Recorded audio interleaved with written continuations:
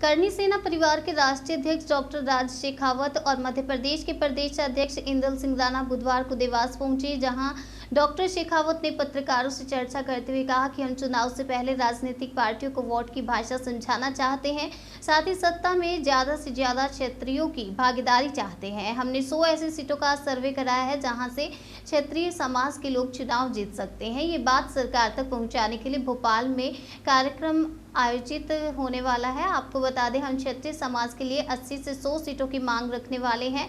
Doctor राज शेखावत ने बताया कि विधानसभा चुनाव में क्षेत्रीयों की सत्ता में ज्यादा से ज्यादा भागीदारी, क्षेत्रीय कल्याण बोर्ड, स्वर्ण आयोग, सनातन बोर्ड का गठन, लव जिहाद, लैंड जिहाद के विरुद्ध कानून और गोहत्या मुक्त मध्य प्रदेश जैसी मांगों को लेकर क्षेत्रीय करनी सेना परिवार को भोपाल में महापड़ाव होने जा रहा है। 27 अगस्त 2023 सुबह 10 बजे भोपाल मध्य प्रदेश में होने वाले इस महापड़ाव में देश भर के लाखों क्षत्रिय आएंगे, जो अपनी 12 सूत्रीय मांगों को लेकर जंगी प्रदर्शन करेंगे।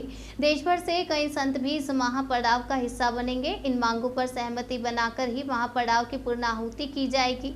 सहमति नहीं बनने पर चुनावों में क्षत्रियों द्वारा करारा जवाब इन राजनीतिक पार्टियों को दिया जाएगा। इस दौरान करनी सेना प्रदेश अध्यक्ष इंदल सिंह राणा सहित संगठन के पदाधिकारी व कार्यकर्ता बड़ी संख्या में उपस्थित थे। खत्म हो गया।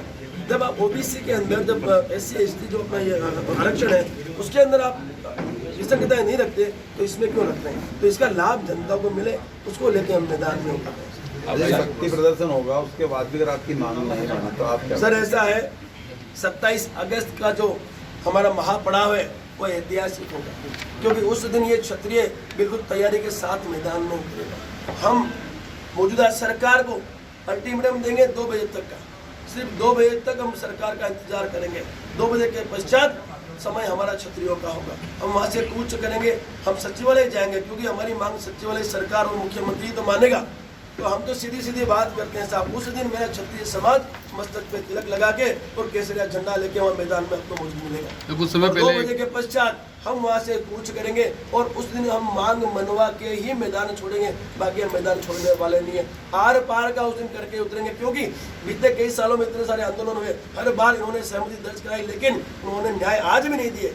आज भी 8 जनवरी का जो हमारा आंदोलन था उसमें न्याय आज भी इन्होंने नहीं दिया। आज भी ये घुमा रहे हैं, हमारे साथ विश्वासघात कर रहे हैं। तो साहब, ये जो आंदोलन होने जा रहा है, इस आंदोलन में, इस महापड़ाव में हम छाती ठोक के कहते हैं, हम उस दिन निर्णय लेके ही उस मैदान से उठेंगे और पेपर पे राइटिंग में लेके उठेंगे। भाई साहब, एक महत्वपूर्ण सवाल था, इस तरह उसके अलावा सत्ता पक्ष में भी बात करता हूँ। मैंने एक बात कही, सत्ता में ज़्यादा से ज़्यादा भागीदारी, मैंने किसी पार्टी की बात नहीं। यदि मौजूदा सरकार देती है तो हम सरकार के साथ खड़े हैं, नहीं देती है तो कांग्रेस देती है तो कांग्रेस के साथ खड़े हैं, और नहीं देती है तो आप देते आपके साथ खड़े हैं। हम तो सिंपल बात कर रहे हैं, जो राष्ट्रीय राजनीतिक पार्टी क्षत्रिय समाज को ज़्यादा से ज़्यादा टिकट देगी, उस पार्टी को खुलेआम समर्थन करेंगे साहब, खुलेआम, किसी को छुप के करेंगे, खुलेआम करेंगे और हमारे खर्चे पे करेंगे साहब। गांव-गांव जाएंगे, हमारे प्रतिनिधि को हम जिताएंगे साहब, हम ओपन चैलेंज करेंगे। दे तो सही, सब सफलता दिलाने की जिम्मेदारी हमारी, हम दिलाएंगे सफलता साहब, लेकिन आप हमें सत्ता में आने के लिए टिकट दो दे। ये आखिरी मौका इन पार्टियों, मैं फिर कहता हूँ, इन पार्टियों के लिए पहला और आखिरी मौका है। अगली बार पूरा देश न्योछावर कर दिया साहब, और आज हमारी क्या परिस्थिति, हमारी क्या व्यवस्था है आप समझिए। हम तो जनता की सेवा ही तो करना चाहते हैं। हमने हमारे परिवार बलिदान कर दिए जनता की सेवा के लिए साहब, हमने छोटे छोटे बच्चे बलिदान कर दिए। हम जनता को न्याय और अधिकार देना चाहते हैं। हम नहीं चाहते कि इस तरह से रोड रस्तों पे हमारे देश की जनता है। क्या आवश्यकता रोड रस्ते पे आने की?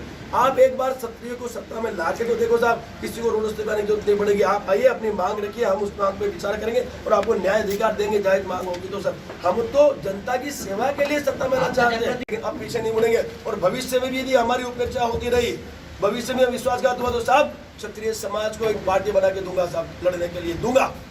मैं इस भारत का मैं नागरिक हूँ, मुझे अधिकार है चुनाव लड़वाने का, मैं दूंगा। लेकिन हम चाहते हैं कि ये राष्ट्रीय पार्टी है, सालों से काम कर रही है देश के लिए, ठीक है, ईमानदारी से अपना जो भी अपना व्यवस्था है चला रही है, तो क्यों हमें स्थापित करना, ये मेरा प्रण है।